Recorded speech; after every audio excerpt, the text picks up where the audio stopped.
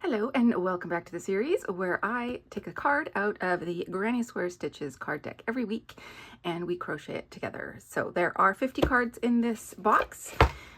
We are up to this one, which is number 25, Larksfoot. So we're at week 25 of this process. All right, let's read the words on the back. To work the square shown on the card, make 17 chain and follow chart. Working rows 1 and 2 in yarn A, 3 and 4 in yarn B, 5 and 6 in yarn C, and 7 and 8 in yarn D until square. And then we do the single crochet edging that we have been doing every week. To work the stitch pattern in any size, your starting chain needs to be a multiple of 4, and then you add 5. And then follow the chart, working until you've reached the desired size. So last week, I think it was last week, we had some spiked. We did the granny spike stitch last week, and so we had that spiked double crochet. So we have those again, but they are extra long. You see these really long spikes. So instead of spiking down into the row below, we're spiking 2 rows down. So we get this extra long spike tail. I don't know. I won't turn it upside down because then it might look kind of rude. So anyways, let's get started. We have got the card shows 4 different colors. So I pulled out 4 colors of my Anthem yarn. This is from Cascade Yarns, 100% acrylic worsted weight yarn. So I have got the colors agate green, lavender, lemon ice, and this one is peach pink, I believe. All right, I have my 5mm hook and a couple of stitch markers. I always like to mark the first and last stitches. We typically are working into chains. Let's just bring this back in for a minute.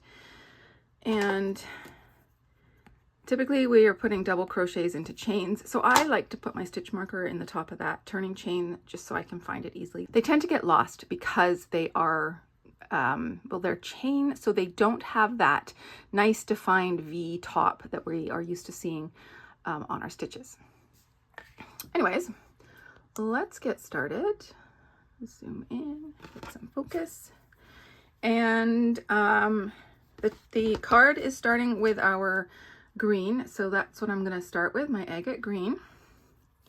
Put a slip knot on my hook. And I'll do my 17 chains and then we'll come back and look at our chart to see what we do after that. Okay, I've got my 17 chains ready, but let's see what I need to do with them. So this is my starting chain here. And it looks like I need to work a double crochet into the 4th chain from the hook. So you see how these wrap around. So we got 1, 2, 3. That's the 4th chain from the hook. So I need a double crochet in that one, a double crochet in the next chain. Then I'm going to chain 1 and skip a chain and put 3 double crochets in the next 3 chains.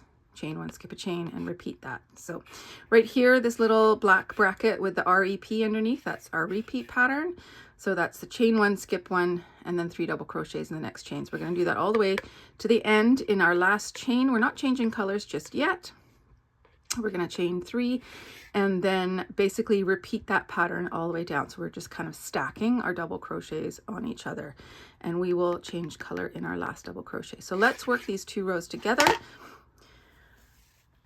If you've been with me all 24 weeks so far, then you know I like to work into my back bumps. So I'm going to turn my chain over to find my back bumps, and I'm going to find the 4th one. So 1, 2, 3, 4. I'm going to yarn over, insert my hook into that bump, yarn over, pull up a loop, yarn over, pull through 2, yarn over, pull through 2. So this is when I usually pause and put my stitch marker in. So right behind my hook, I've got a V. That's the double crochet I just made. So I don't want to put my stitch marker there. I want to come down and I want to find the V below, and that is my chain. So I'm going to mark that one because I will need to work into it at the end of the next row. So I've got 1 double crochet. I'm going to double crochet into the next chain, and I'm going to chain 1, skip the next chain, and then we're going to put 3 double crochets into the next 3 chains. So That sounded confusing. 1 double crochet into each of the next 3 chains. Chain 1, skip 1, and then 1 double crochet into each of the next 3 chains. So I'm going to work that to the end, and then we'll work the next row together.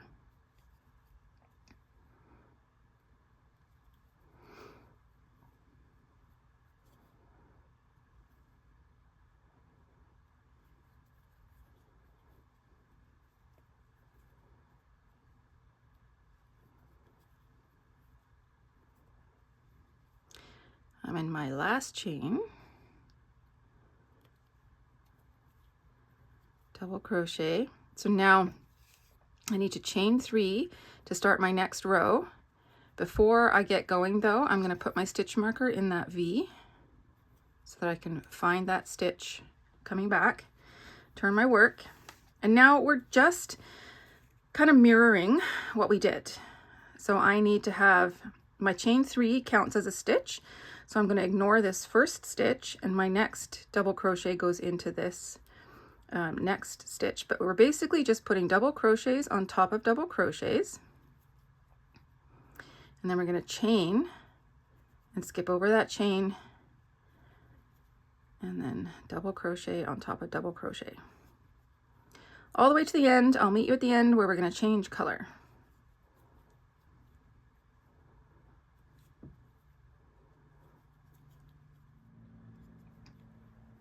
All right, that is my second to last double crochet.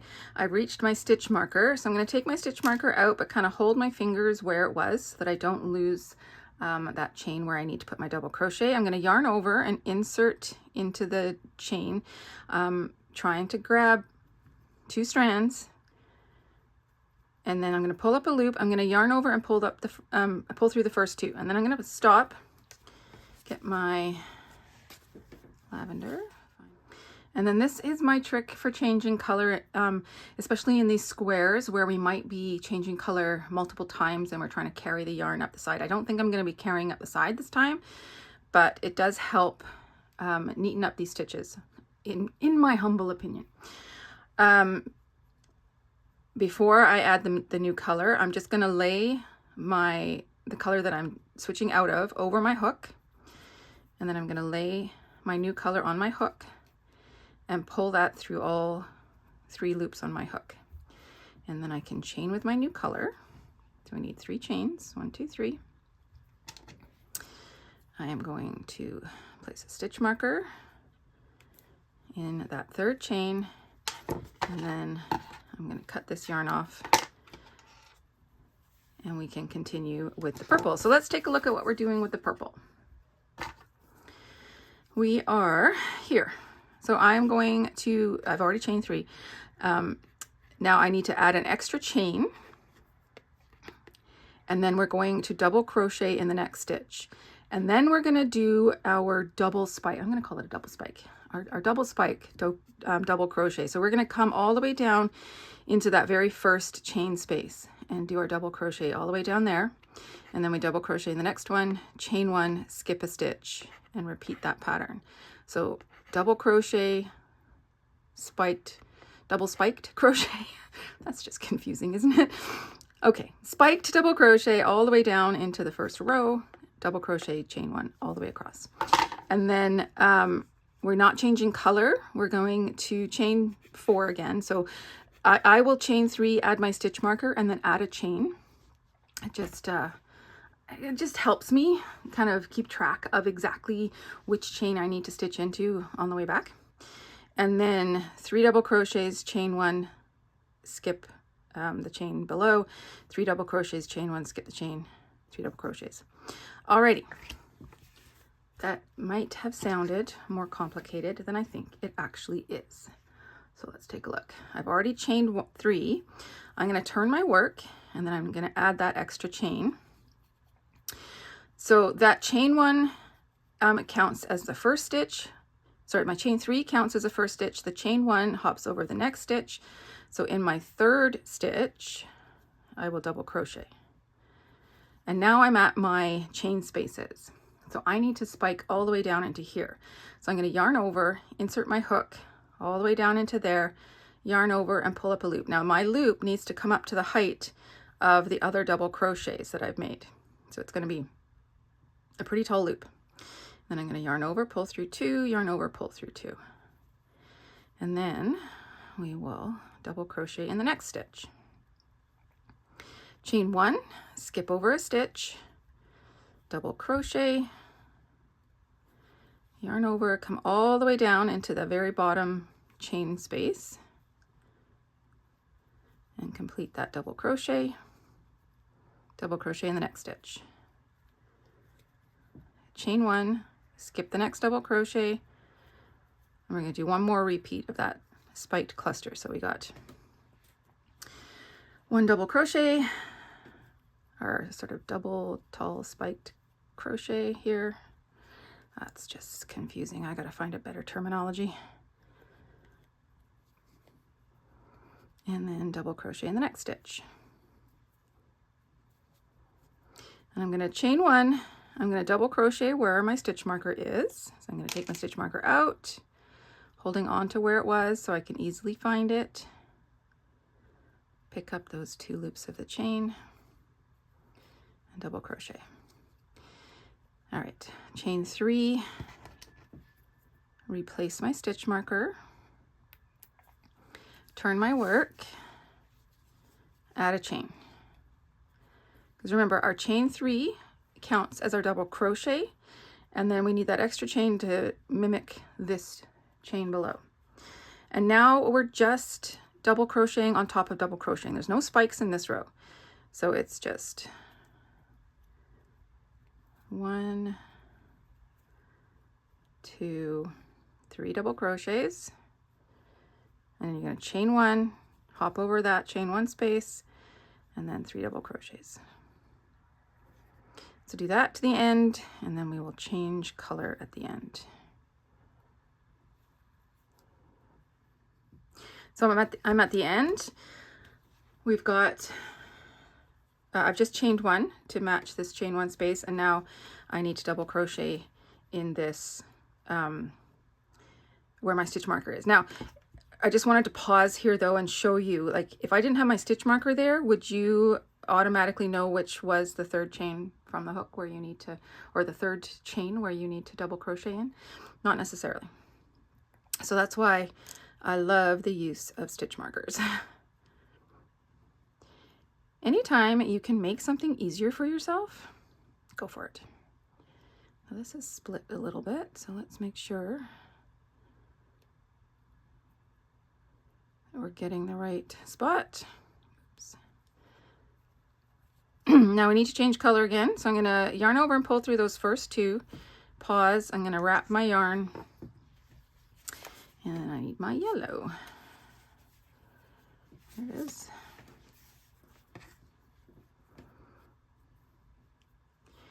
Place my yellow on the hook, pull that all the way through, and chain 3.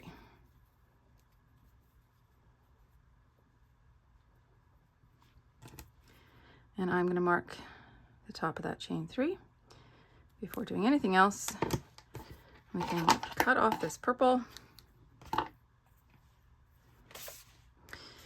They bordered their card in that purple, so I'm going to hang on to my purple and keep it handy. Let's take a look at what we're doing with the yellow. All right, so we're here. We are immediately faced with our double stacked chain spaces, so we're going to start with a big deep spike, and then the pattern continues. So we're going to double crochet in the next, chain 1, skip a stitch, double crochet, spike, double crochet, chain 1, skip a stitch, all the way across. So I've got my chain 3. I'm going to turn my work, and I'm immediately faced with this chain space. So I'm going to come all the way down into the bottom chain space, pull up my loop nice and tall, and finish my double crochet, and then double crochet in the next stitch. Okay, so that finishes that repeat pattern, double crochet, spike, double crochet, double crochet. Remember, our chain 3 counts as double crochet. So now I need to chain 1, skip the next double crochet in the top of the next one, and now I'm at a chain space. So now I need to do my big deep spike. Remember to pull up an extra tall loop, finish your double crochet, and double crochet in the next stitch. Chain 1, skip a stitch, double crochet, and spike.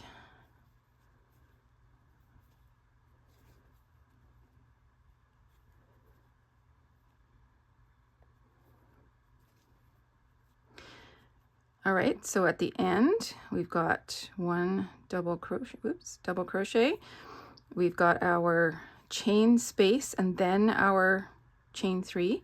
So we're going to do our spike. There's not a lot to hold on to here, so it might feel a little bit awkward. It's feeling awkward for me. It might be less awkward if I wasn't filming. Finish that spike double crochet, and then I need to put a double crochet in where my stitch marker is. Find the V, there we go. We don't need to change color, so we're just going to chain 3, replace my stitch marker, turn my work, double crochet in the next stitch, and the next one, chain, hop over that chain space, and I think you get the idea by now. Okay, so that we're going to continue on. We're going to do one more color change.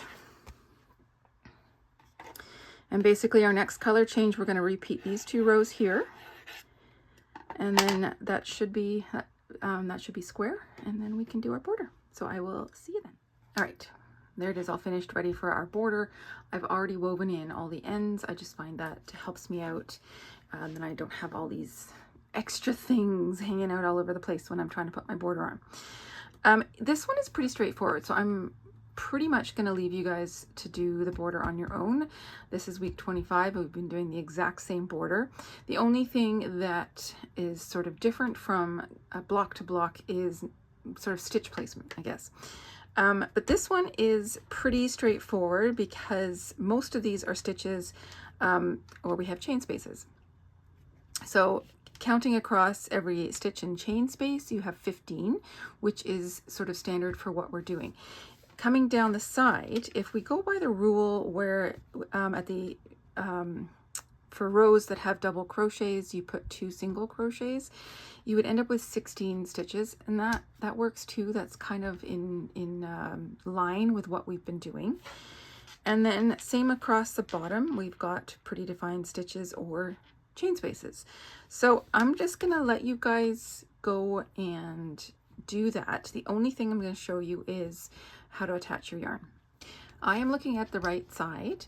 I know that because this is where my starting slip knot is, and I'm a right-handed crocheter. So if your starting tail, I mean, I've already woven it in, but there was a tail there, is on the left-hand side of your work, then you should be looking at the right side of your work, unless your pattern says otherwise. And sometimes just the way the stitches work, it's reversed, but for this one, I'm looking at the right side of my work. So I'm going to come up here. I'm going to take this stitch marker out, and there's a couple ways to start to attach your yarn. So you can start by putting a slip knot on your hook, and then you want to hold the working yarn kind of behind your work, and then insert your hook into that first stitch and slip stitch. And then you can chain 1 and go right back into that same stitch for a single crochet.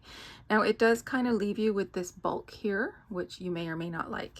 Or the other way is to insert your hook first and then lay your yarn over top of your hook, pull it through, and then do a chain 1. And now you can go back into that stitch. I'm just going to lay that tail over top of my hook so I can kind of work over it and secure it a tiny bit. And then that's your first stitch. So you don't have that same amount of bulk that you do when you start with a slip knot on your hook. And then just keep crocheting into every stitch across. Down the side, you're going to do 2 rounds. In your corners, you're going to do a, whoops, I forgot the chain space. In your corners, you're going to do single crochet, chain 1, single crochet, all into the same corner stitch. So when I come around here, I've already got, like, let's pretend I've gone all the way around my border. When you get back to this corner, your last stitch of this row needs to go here, and then you're going to chain 1, and then you slip stitch to this stitch, and that way your corners are all the same. So in your corners, you single crochet for whatever row you're working on, chain 1, rotate, single crochet right back into that same stitch. Hope that makes sense. But like I said, this is week 25. We've been doing this border treatment for 24 weeks now. I think you guys have it. So I will finish off with the border and then come back and show you the final square. And there it is, all finished, border and everything. So that is week number 25, the Larksfoot stitch, which is a fun double spike. And next week we are going to be doing this one, which is called scallops. Looks like triangles from this side, but when you look at the chart, it's definitely scallops there. All right, so join me next week for that one, and I will see you then. Bye-bye.